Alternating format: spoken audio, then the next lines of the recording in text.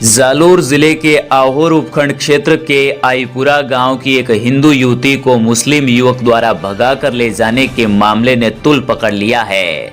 इस घटना को लेकर मंगलवार को जिला मुख्यालय पर बड़ी संख्या में आमजन एकत्रित हुए और विरोध स्वरूप धरना दिया। आक्रोशित लोगों ने पुलिस अधीक्षक जालोर को ज्ञापन सौंपते हुए आरोपी युवक भंवरू खां के खिलाफ सख्त कार्रवाई की मांग रखी। ज्ञापन में बताया गया है कि भंवरू खां ने युवती को अपनी असली पहचान छिपाकर पहले दोस्ती के जाल में फंसाया और फिर उसे बहला फुसला कर भगा कर ले गया। आरोप है कि इसके बाद युवती पर लगातार दबाव बनाया जा रहा है और मजबूरी में बयान दिलवाए जा रहे हैं। परिजनों का कहना है कि ये कहीं ना कहीं एक गंभीर अपराध की श्रेणी में आता है और इसमें प्रशासन को तत्काल सख्ती बरतनी चाहिए। परिजनों ने मांग की है कि जब तक मामले की पूरी जांच नहीं हो जाती और युवती स्वतंत्र रूप से अपना बयान दर्ज नहीं करवा लेती, तब तक उसे नारी सुधार गृह में रखा जाए। उनका कहना है कि युवती पर दबाव बनाकर बयान दिलवाना न्याय की प्रक्रिया को प्रभावित करने जैसा है।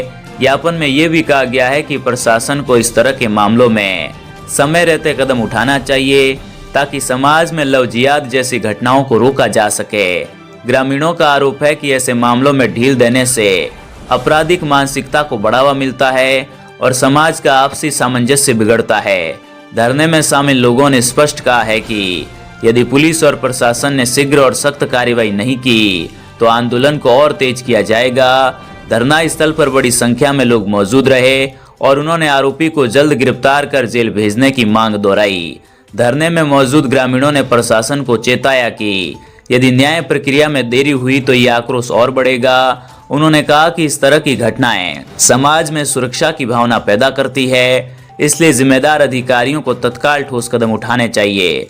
धरने के दौरान नारेबाजी भी हुई और लोगों ने एक स्वर में आरोपी को कड़ी से कड़ी सजा दिलाने की मांग की। फिलहाल पुलिस प्रशासन ने ज्ञापन प्राप्त कर कार्रवाई का आश्वासन दिया है। अब देखना होगा कि मामले में आगे किस तरह के कदम उठाए जाते हैं। भीनमाल की आवाज। नाम फर्जी जाति अपने आप को राजपूत बता करके लव जिहाद के मामले में फंसाया है।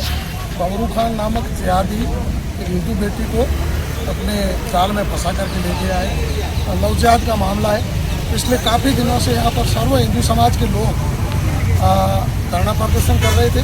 वैसे राजस्थान की सरकार माननीय मुख्यमंत्री जी इस लव जिहाद को लेकर के बहुत गंभीर है। सरकार ने लव जिहाद को लेकर के कानून भी अभी बनाया है, आप सभी को पता होगा, पत्रकार बंधुओं को। तो आज मैं बाड़मेर से इस लव जिहाद के मामले में आया था। मैं एक हिंदूवादी कार्यकर्ता हूँ, सनातनी कार्यकर्ता हूँ। जहाँ भी हिंदुत्व के नाम पर अगर कोई भी काम होता है तो वहाँ जाता हूँ। उसी मामले में मैं आया था जालोर भी। हम लोगों ने ज्ञापन भी दिया है और एसपी साहब को बोला भी है और हमारे सांसद विधायक जीवराम जी चौधरी साहब से बात भी करवाई है। एसपी साहब ने भी हमें पूरा आश्वासन दिया है लव जिहाद के मामले में ये जो मामला है वो दर्ज होगा, दर्ज होकर के कठोर कार्रवाई की जाएगी। और अगर समय रहते कार्रवाई नहीं होती, कार्रवाई होगी, हमें हमारी सरकार है, हमें भरोसा है।